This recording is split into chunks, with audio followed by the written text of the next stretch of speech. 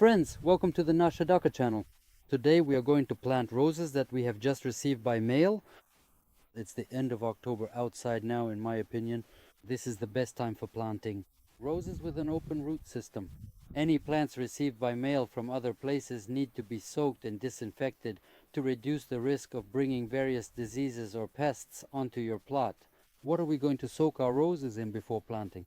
This is a solution of a maximum of 2 milliliters of the product per liter of water, and also a rooting agent like Fertiroot or whatever you have available. If you're using Fertiroot, use 25 milliliters per 10 liters of water. We will carefully soak the entire root system of our delicate plants in this beneficial solution for a full hour and then proceed.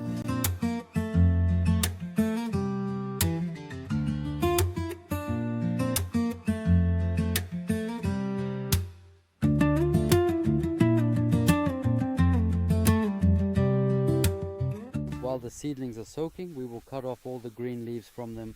Why is this necessary? Because it's now the end of October and the seedlings have an open root system. All the energy and resources of these plants need to be directed toward rooting so they have time to take root before winter. And the leaves will interfere with this as they will take up some of the resources for themselves. They undergo processes of respiration and moisture evaporation, but where will the moisture for leaf respiration come from? When the root system is not yet functioning and not supplying moisture from the soil, it means the moisture will be drawn from the stems. The stems will dry out due to these respiration processes, and this will ultimately reduce winter hardiness. This is where we will plant our climbing rose. Why are we here specifically at this particular spot? Because firstly, in this very location, there is an abundance of glorious sunlight, and secondly, we will have a completely unobstructed panoramic view of this magnificent plant when it finally blooms. We can easily approach it from any and every side, gently touch its delicate flower, and truly observe it closely.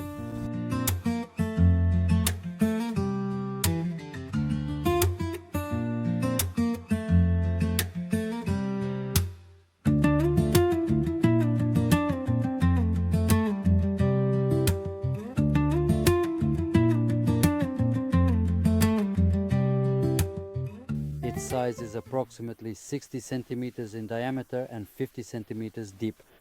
To the rich, fertile soil we've carefully taken from the deep excavated hole, we then add about 40 generous grams of double superphosphate and a little bit of the beneficial EcoPlant potash fertilizer. Instead of EcoPlant, which is specifically derived from sunflower ash, you can alternatively utilize ordinary garden ash at a recommended rate of approximately 100 grams per generously sized planting hole. We also incorporate rich organic humus and thoroughly decomposed nutrient-rich cow manure. I've heard the opinion that you shouldn't add any fertilizers to the planting hole during autumn planting, but in my opinion, this view is incorrect. Why? Because there are different types of fertilizers. Specifically, superphosphates and EcoPlant or ash.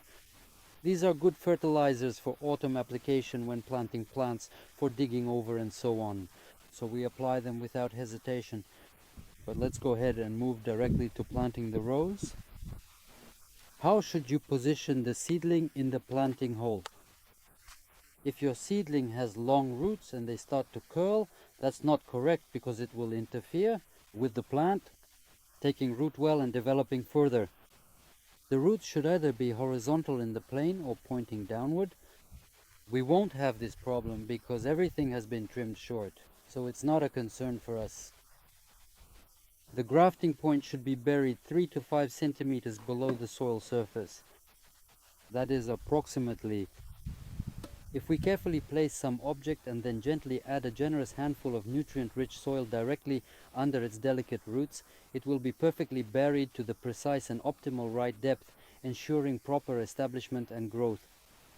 We have prepared fertile soil, and this amount of fertile soil will be enough for our rose to develop well for several years, and that's very important, especially over time. After all, it's a perennial plant that will constantly need nutrients. Of course, we will add some nutrients, and apply additional feedings. Still, it's important to ensure good growth and development of the plant from the very beginning. just like that.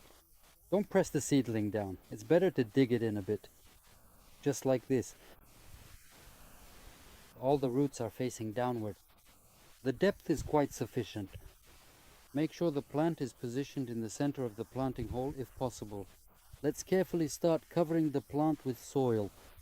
It's easier to do this together with two people. But in our case, the seedling is very good. It has a wonderfully developed and strong root system, which means I truly don't need to exert any additional effort to carefully support or gently hold it in place. Everything remains perfectly stable and securely holds its position on its own. I then proceed to meticulously and gently cover the entire plant with fresh nutrient-rich soil from all sides, ensuring it is thoroughly surrounded and supported, as this careful covering process is essential for its initial establishment and healthy growth.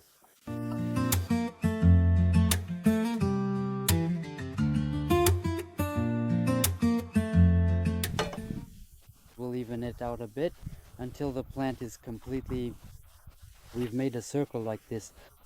This is just a regular border tape, let's say, for mixed borders or edging, sold at any garden store, friends. Very convenient. The lawn will not crawl. And that's how we add it. Let's carefully observe and see how well we truly do with significantly deepening the vaccination point. Well, in my honest opinion, not bad at all. You absolutely guessed it correctly. There are such problems. Sometimes it sticks out a little, sometimes you bury it a bit too deep, more than needed. That's not very good. Now we'll water it using the initial watering. We'll compact the soil, it will settle a bit.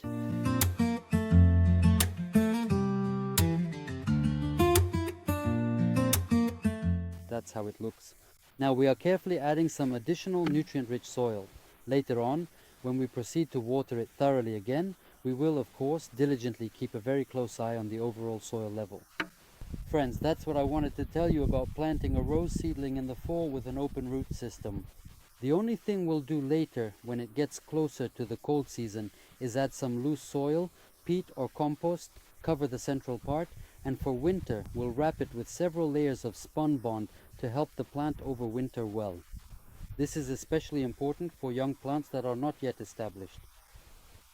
The winter period can be difficult for them. That's why we'll cover it securely, and in the spring we'll see how it made it through the winter. And then, step by step, we'll continue to take care of it. This is where I'll end the video. Thank you all for your attention. I wish you beautiful plants, good health, and peaceful skies above your head. Goodbye.